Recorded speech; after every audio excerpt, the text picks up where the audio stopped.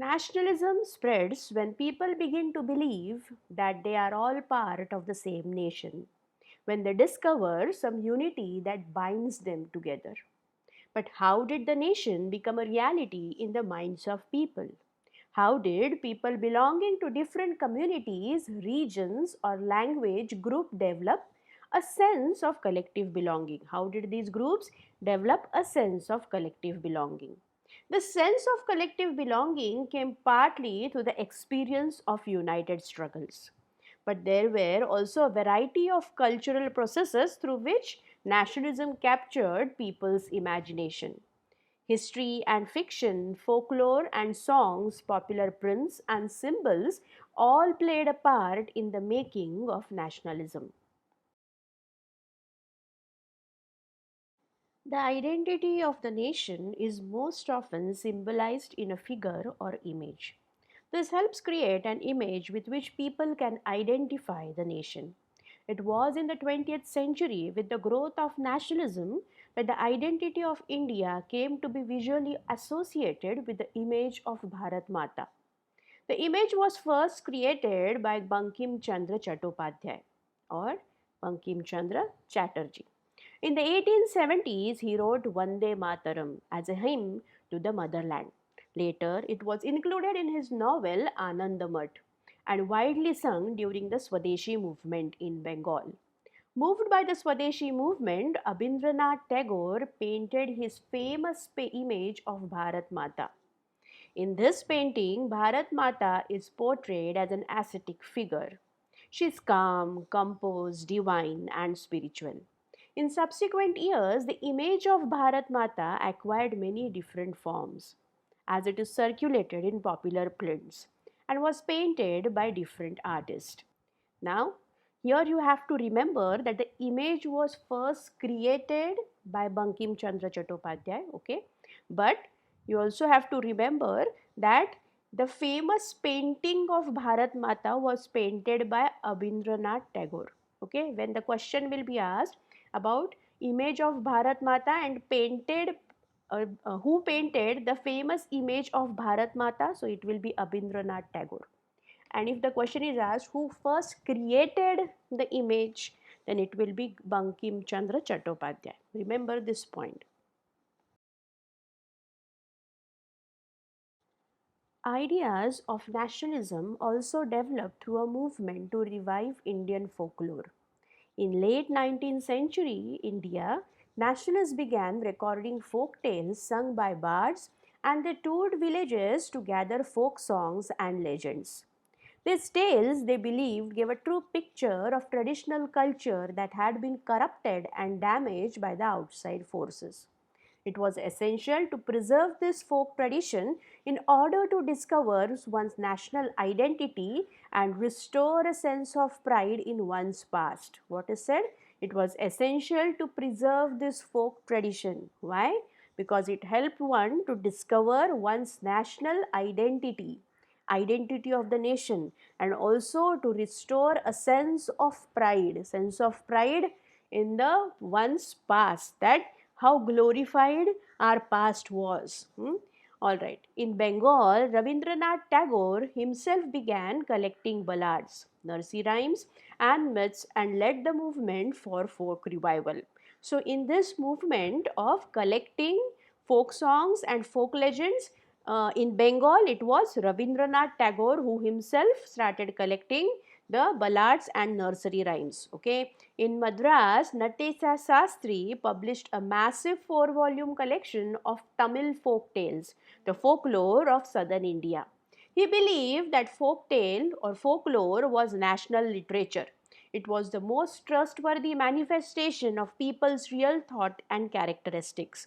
What is he saying? That folklore was nation's literature. It's a national literature. Why? Because it is the most trustworthy manifestation. Because it holds people's real thoughts and characteristics. Alright? It is absolutely in a layman's words that you understand how people are, how people were in the rural India, or how our past was. So real thoughts and characteristics are portrayed through this folklore. Alright, so there are two names that we have to remember who started collecting or reviving the folklores, and that is in Bengal Rabindranath Tagore and in Madras Natesa Sastry. As the national movement developed, nationalist leaders became more and more aware of such icons and symbols in unifying people and inspiring them a feeling of nationalism. During Swadeshi movement in Bengal, a tricolor flag, red, green and yellow, was designed.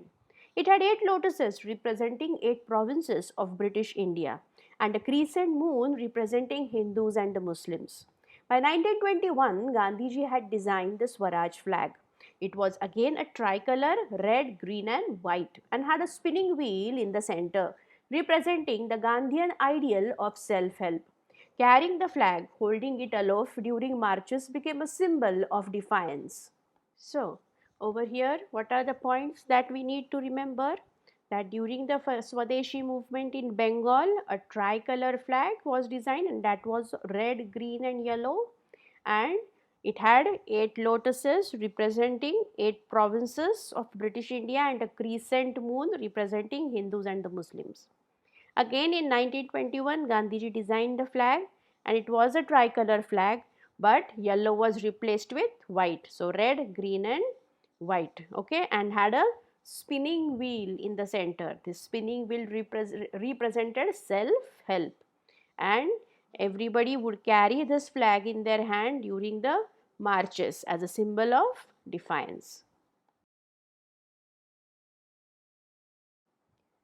Another means of creating a feeling of nationalism was through reinterpretation of history.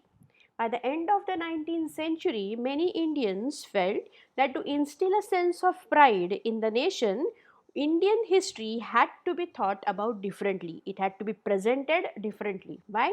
Because British saw Indians as backward and primitive, incapable of governing themselves. That is how it was depicted every time. Alright, so in response, Indians began looking into the past to discover India's great achievements. So, all the satyagrahis, all the people, educated, learned people, started to discover our past in order to find out India's great achievements. Okay, they wrote about the glorious development in ancient times when art and architecture, science and mathematics, religion and culture, law and philosophy, crafts and trade had flourished. What are the things that have been mentioned? Art and architecture, science and mathematics, religion and culture, law and philosophy, crafts and trade had flourished. This glorious time, in their view, was followed by a history of decline. Yes, this was a glorious period when when this ancient time had a beautiful arc and architecture which was growing, which was developing. Then it was invention of zero and a variety of inventions which took place, and in the field of science there were various inventions too. So science and mathematics, religion and culture, where we stood united at that time. Our culture was flourishing. We were imbibing, we were taking in all the people who were coming to our country, accepting them. Okay, so we had a variety of religions and culture, but we were happy with the religion and culture which were present over here. Law and philosophy, yes, we did abide by the laws which were prevailed during that time. There was a philosophy through which that philosophy prevailed, in which we nurtured ourselves, all right. And crafts and trade development of trade, through which our economy was growing, they had flourished during the olden times. But this glorious time, in their view, was followed by a history of decline when the Britishers entered the country under the pretext of doing business, doing trade, and ultimately started ruling upon us, correct? And we were colonized. This nationalist histories urged the readers to take pride in India's great achievements. So, this history, these historians urge the readers to take pride in India's great achievements which were present, which were prevailing in the past, and struggle to change and miserable condition of life under the British rule. And they're asking us to struggle, fight in order to change the miserable conditions which have been created under the British rule, where we had lost our where we had lost our sense of pride when the Britishers came. Where we had lost our self confidence when the Britishers came. So it had to be revived again, so that we come to know that yes, our past was glorious. We had lot of valor, we had lot of courage. We have to stand united in order to fight against the British rule. Now, these efforts of the nationalists, of the Satyagrahis, to unify people were not without problems. When the past being glorified was Hindu, when the images celebrated were drawn from the Hindu iconography, then people of other communities felt left out.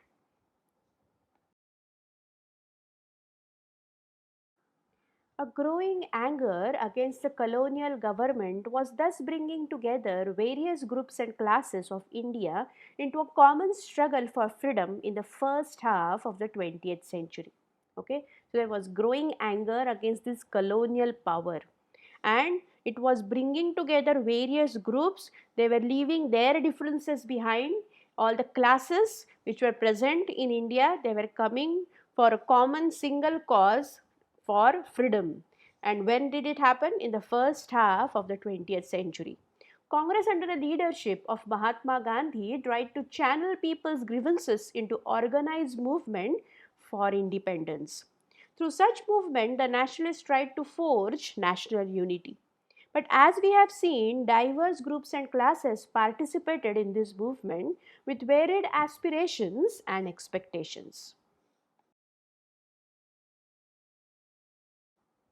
As their grievances, that is, grievances of the classes, various groups were wide ranging, freedom from colonial rule also meant different things to different people. Yes, if you remember, then in the non cooperation movement and also in the civil disobedience movement, freedom, the meaning of freedom for each and every group was different. Congress continuously attempted to resolve these differences and ensure that the demand of one group did not alienate the other. And whenever there would be a feeling that yes, if they took a stand for any one group, then the other might feel alienated. Indian National Congress at that time did not help any of the group. So, for example, if you remember the workers and the industrialists, okay, so at that time they did not support worker, neither they supported the industrialists. Even in the countryside, they did so. Okay, why? Because they felt that one other group should not feel alienated. This is precisely why the unity within the movement often broke down. Okay, so this movement would start, but in the end it would be that there would be disunity among the group of people, because they were not fighting for one cause, for Swaraj, but they were fighting for their own demands which they wanted to get completed. Okay, so the high point of Congress activity and national unity were followed by phase of disunity and inner conflict between groups. In other words, what was emerging was a nation with many voices wanting freedom from the colonial rule, nation with many voices having various demands, having various meaning of Swaraj, and they wanted freedom from the colonial rule.